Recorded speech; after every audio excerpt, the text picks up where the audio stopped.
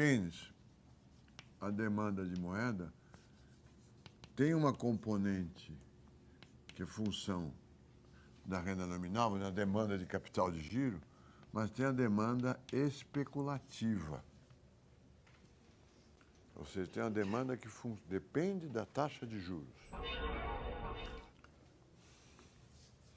Então, a demanda de dinheiro proposta pelo Keynes, ela é sensível à taxa de juros. Mas, além disso, o Tobin, também um seguidor, um neoclássico, um seguidor do Keynes, que misturou Keynes com a teoria clássica, diz o seguinte: mesmo sem esta demanda, sem a componente de especulação, a demanda de moeda sempre será sensível à taxa de juros. E é isso que eu vou explicar. Mesmo se a gente considera só a demanda de transações. Eu vou explicar aqui, sem demonstrar a fórmula, a dedução da demanda de moeda que ele apresenta. Eu vou apresentar só a demanda de moeda. Vamos colocar aqui tempo. E aqui a renda que o indivíduo recebe uma vez por mês. Momentos, aqui é 1 mês, 2 meses, 3 meses, 4 meses. E suponha que ele recebe Y e guarda Y menos C que ele não vai usar. Não, ele recebe Y, sem pensar poupança. Durante o mês todo, ele vai gastando o que ele depositou no banco. Como economista sempre simplifica, ele gasta exatamente 1/30 do que ele ganhou por dia. Tá certo? Então, ele tira 1/30 por dia do banco. E no último dia ele está com saldo zero. No mês seguinte faz a mesma coisa.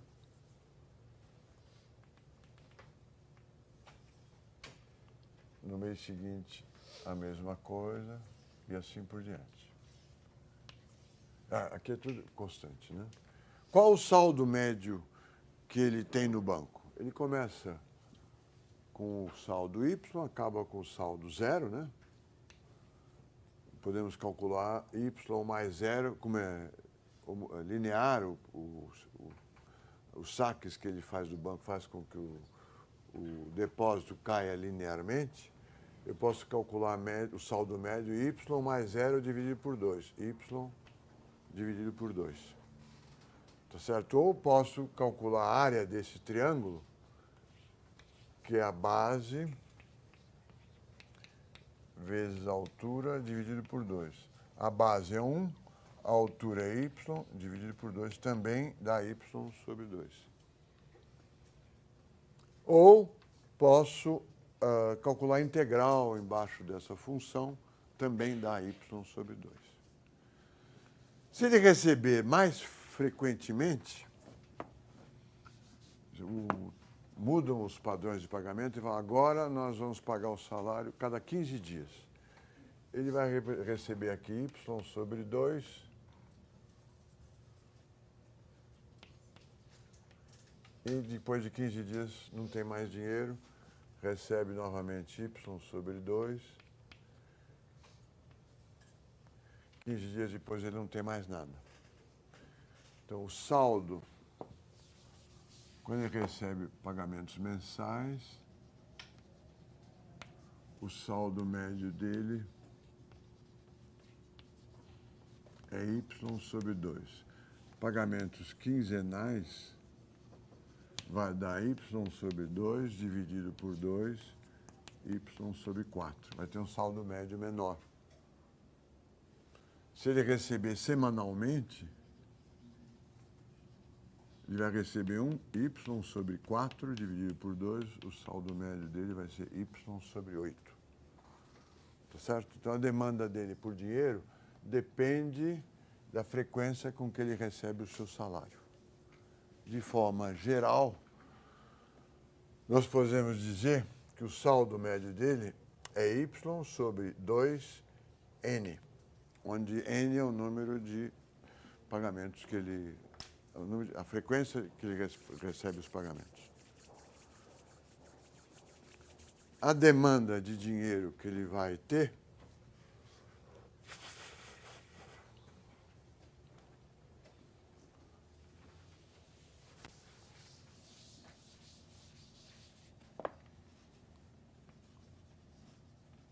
para financiar suas transações, a demanda de dinheiro é uma demanda que é Y sobre 2N, onde N é o número de vezes, vamos colocar o número de vezes que ele vai ao banco. Ele vai ao banco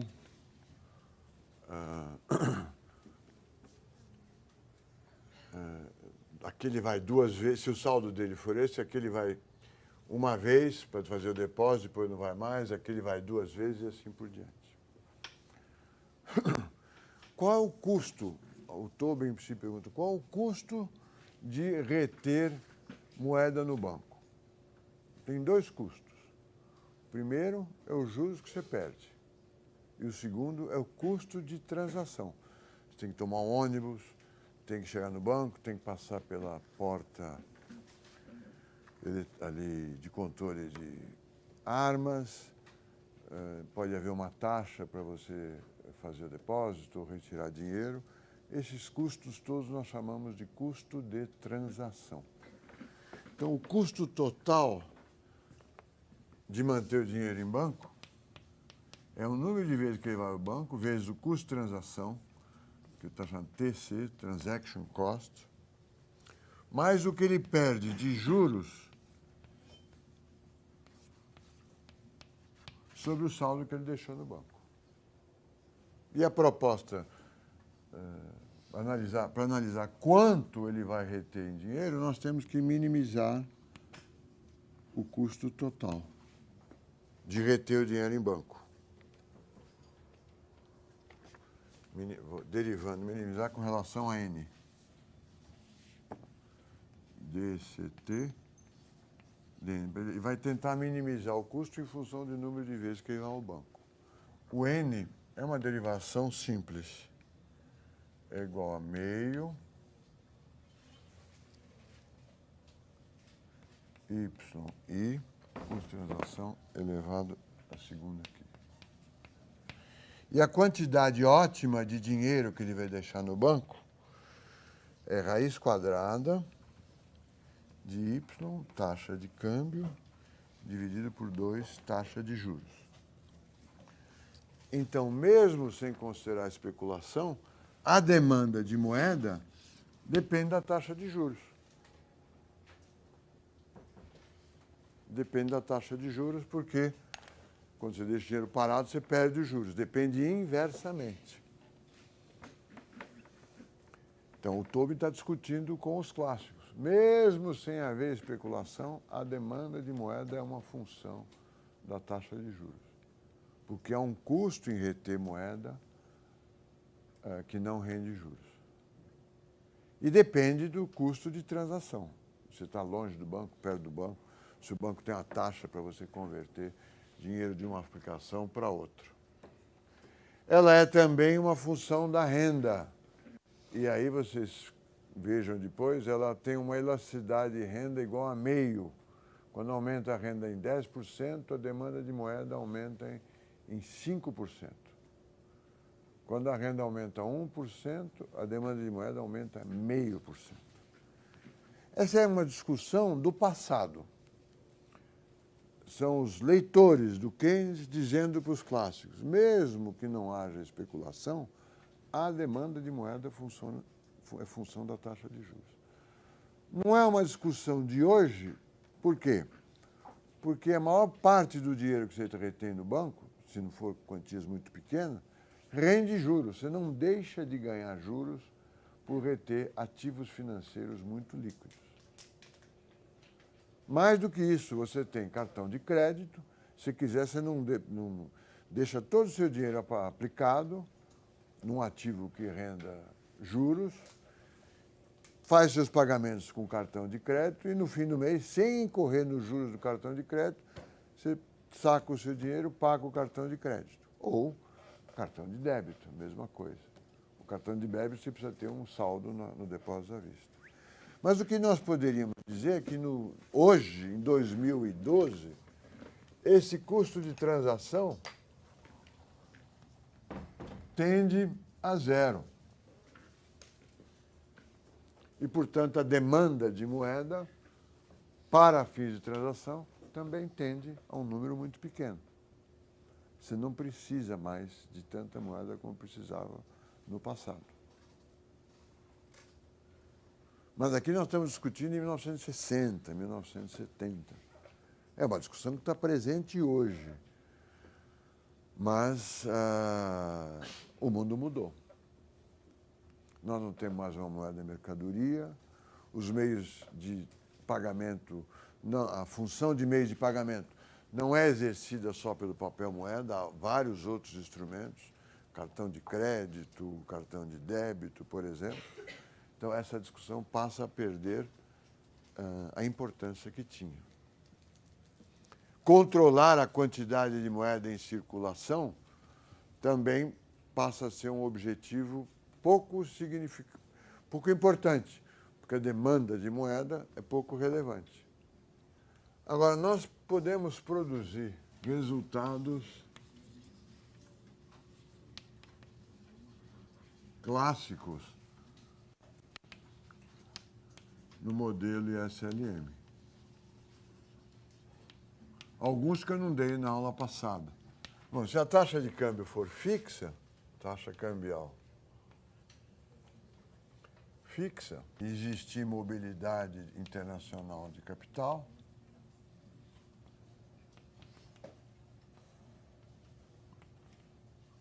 a política monetária, quanto que varia a renda em relação à oferta de meios de pagamento, é zero. Não adianta fazer política monetária. Primeiro caso. Segundo caso, se o Y, a oferta agregada,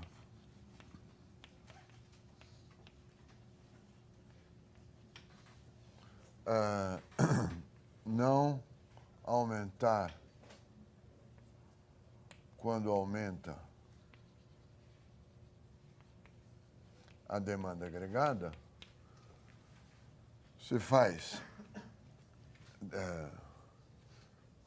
delta Y sobre delta Y oferta, delta M é igual a zero, não aumenta a produção, e vale a teoria quantitativa da moeda. Quando você aumenta M, delta M a única coisa que você obtém é delta P sobre P, ou seja, aumentando a quantidade de moeda, o único resultado é aumentar o nível geral de preços. Ou seja, é como se M fosse igual a KPY, Y é constante, derivando eu vou ver que M, KPY. Y é constante, K é constante, dm é igual a dp. E dm sobre m é igual a dp sobre p. Vale a teoria quantitativa da moeda. Ou seja, você ampliando a oferta de meios de pagamento, o único resultado que se produz é aumento do nível geral de preços. A produção não se amplia, a demanda agregada, mesmo que se amplie, a oferta não reage. A única variável que pode gerar o ajuste é o nível geral de preços. Tá certo? Outro resultado.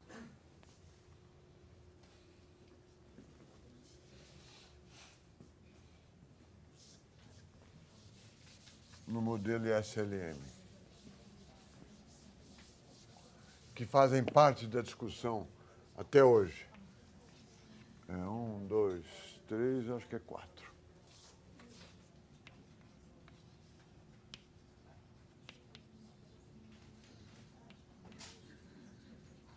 O crowding out.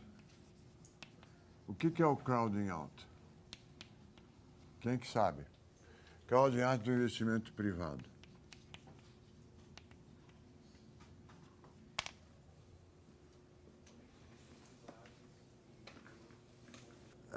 Sempre no modelo SLM e na discussão clássicos e keynesianos, o tema da discussão é: o governo deve fazer alguma coisa ou não deve fazer nada? Essa é a discussão. Se nós procurarmos um fio condutor em toda a discussão dos economistas, essa é a linha condutora onipresente. É isso que nós estamos discutindo. Nós estamos discutindo a viabilidade da economia, a viabilidade, a desejabilidade e o futuro da economia capitalista. Os conservadores, os clássicos, os libertários, ela funciona muito bem desde que o governo não atrapalhe. E o que é esse argumento de crowding out? Se o governo, bem intencionado, os conservadores afirmam sempre que o inferno está cheio de pessoas com boas intenções, né? Então, os progressistas, os keynesianos bem intencionados, preocupados com o desemprego, aumentam o gasto do governo. Para recuperar a economia. Ao fazer aumento de gasto do governo, eles aumentam a demanda agregada pelo aumento de gastos dividido pela propensão a poupar. É o multiplicador de demanda agregada. E a renda aumenta. Mas ao aumentar a renda, se é uma política fiscal, aumenta a demanda de moeda também.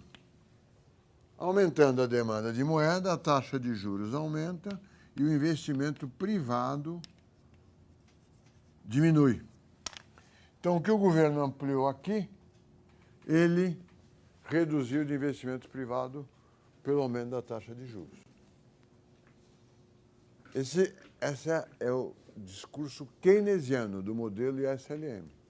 O discurso clássico é: quando o governo faz investimento, ele compete com a poupança privada e retira uma parte maior da poupança privada e, coitado, os investimentos privados se reduzem. Eu não estou falando nada que inaudito por vocês nunca tenham ouvido ou nunca tenham lido. Isso é o discurso dos jornais, das televisões, das rádios, do FMI, a perspectiva de que, olha, o governo, ao investir, ele expulsa o investimento privado, que é muito mais eficiente, determinado pelo mercado, sem a politicagem, sem o gasto da burocracia governamental e assim por diante. Esse é o crowding out. Então, nós temos, vamos dizer assim, estamos em 1965, ou em 1960, 15 anos depois da Segunda Grande Guerra Mundial. O pensamento prevalecente é o pensamento keynesiano, ou neoclássico. Então, vamos dar a história já direitinho. Quem está por cima da carne seca são os neoclássicos ou os keynesianos. É o auge do período keynesiano. O governo o Keynes foi vencedor nesse período. O governo tem que fazer déficit público para controlar a demanda agregada, a taxa de juros é objeto de preocupação constante do Banco Central para incentivar os investimentos. Está certo fazer planejamento indicativo, né? É o auge da social-democracia. Quem está por baixo são os clássicos ou os seus herdeiros. O pensamento prevalecente é o pensamento neoclássico ou keynesiano, se vocês quiserem. Quem está por baixo da carne seca, que não está com nada, o discurso derrotado é o discurso clássico. Desapareceu o ouro como moeda da mercadoria. A teoria quantitativa da moeda é uma teoria antiga e a teoria que vale é o ISLM mais ou menos sofisticado. Nós estamos descrevendo o modelo nesta época. E as primeiras reações dos clássicos. Olha, o crowding out, não adianta fazer isso. E haverá depois um acúmulo de reações a esse paradigma. E nos anos 80, com a eleição dos dois, marcados pelas eleições do presidente americano e da primeira-ministra inglesa, volta a prevalecer o pensamento clássico, que vai, com outra roupagem, que vai argumentar que o governo não consegue fazer nada. Quando ele faz, ele atrapalha. Ele é impotente para mudar a taxa de juros real, ele muda só nominal. Se ele faz gastos, as pessoas descontam os impostos futuros. Além disso, o setor privado, ele entra gastando, o setor privado se retrai por causa do crowding out e assim por diante. Mas na aula que vem e a partir desta aula, nós vamos ver a reação dos clássicos naquela época, quando eles estão por baixo da carne seca. Não sei se é essa a linguagem. Então, eles são o discurso não hegemônico.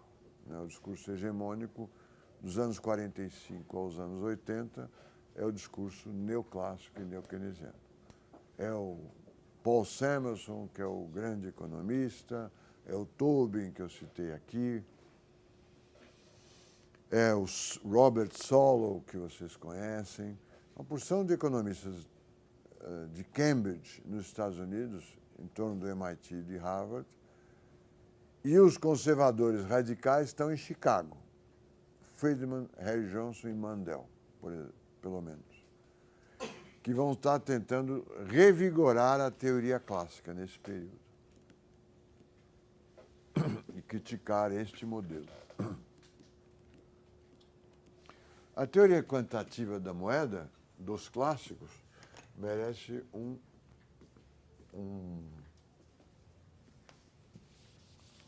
comentário à parte.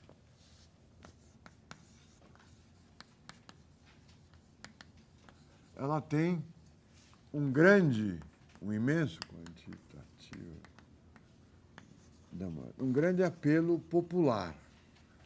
Ela é muito simples. Ela pode ser compreendida intuitivamente. A versão da teoria quantitativa é M é uma função KPY, ou, se vocês escrevendo como os clássicos, M vezes 1 sobre K é igual a PY, e M vezes V é igual a PY, onde V é igual a 1 sobre K. V é a velocidade de renda de circulação da moeda. V é igual a PY sobre M. Então, se o produto interno bruto brasileiro é 4 tri, isso aqui são números chutados. E se nós existe em circulação 500 bi, a velocidade é 4 tri por 500, é 500, né? 500 bi, a velocidade é 4 bilhões dividido por 500 bilhões. Corta, dá 8. O papel moeda em poder do público mais os devotos à vista mudam de mãos 8 vezes por ano. A hipótese dos clássicos é que V é constante, a velocidade não muda, Y não pode ser mudado também, o produto está sempre em pleno emprego. Se tiver mais moeda, o nível geral de preços aumenta.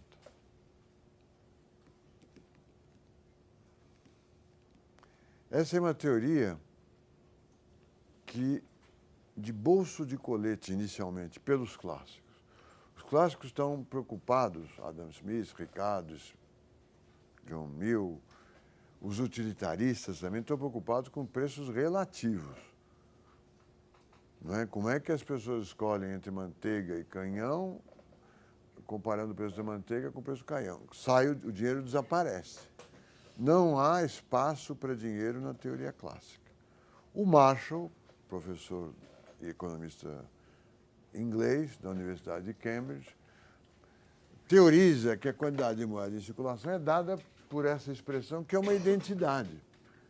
Ela é uma identidade transformada numa demanda. Por quê? Se o Brasil produz 4 trilhões de reais por ano e há em circulação, você vê no Banco Central, papel, moeda de poder do público, mais depósitos à vista, 500 bilhões, o número que eu inventei aqui, como é que é possível produzir 4 trilhões com 500 bilhões de reais em circulação? Esses 500 bilhões de reais giraram 8 vezes. É uma identidade. A partir dessa identidade, eles constroem uma demanda. E supõe que o V é constante. Ela tem uma origem simples, é a origem do período em que a moeda era o ouro. Para os clássicos, a moeda é uma mercadoria, ou mesmo que tenha deixado de ser, ela é apresentada como mercadoria. Se tem mais ouro do que tinha, se existe mais ouro do que existia antes, o preço do ouro cai e a moeda é igual ao preço do ouro.